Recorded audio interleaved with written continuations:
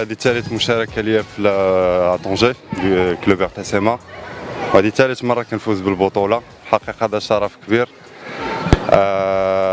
جي غاني لا فينال اون 2-7 6-3 6-1. كانت في المتناول في الحقيقة، وكنحيي اللاعب عثمان بزاس على الأداء الجيد اللي قدم. Et je tiens à remercier le comité du club. في الحقيقة l'organisation, l'ambiance كلشي كان في المستوى. jouer agressif et comme ça ما خليتش ليه الفرصة فيني دوميني، وهكا هكا قدرت نسيطر على المباراة من الأول حتى الآخر.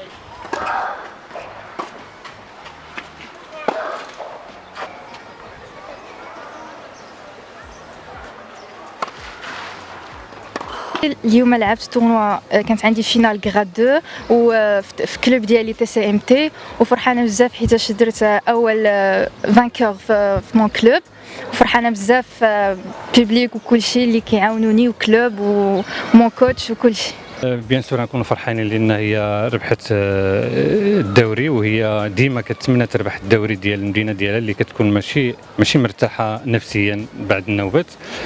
هي دابا دونك بحال ترحت من ديك المساله بحال هذيك، تغلبت على الستريس ديالها وخدات المقابله ديالها بواحد الجديه وبواحد التركيز، وقدرت تفوز، مع العلم بان حتى البنت الاخرى تبارك الله حتى هي كتلعب مزيان ولعبت مزيان، وبنت التنس حتى هي.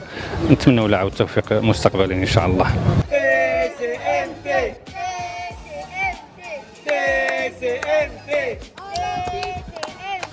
الدواي هذا اللي كيعرف النسخه ديالو 27 سنه، بصراحه ماشي بالسهل باش ان واحد الدواي يتقام من مده 27 سنه. واحد السيد هذا ملتزم مع النادي ديالنا، ملتزم مع طنجه، ملتزم مع المغرب كامل باش كينظم هذا الدواي هذا. ومن هذا المنبر كنشكر السي عبد الحي السباعي الله يطول له في عمره، لانه هو الوحيد 27 سنه بحال اللي قلت لكم هو ملتزم مع النادي ومع الرياضه بصفه عامه، وخصوصا ان واخا الظروف ديال الجائحه واخا جميع الظروف اللي كيمروا منها ديما كتلقى حاضر معنا وديما كيعاوننا.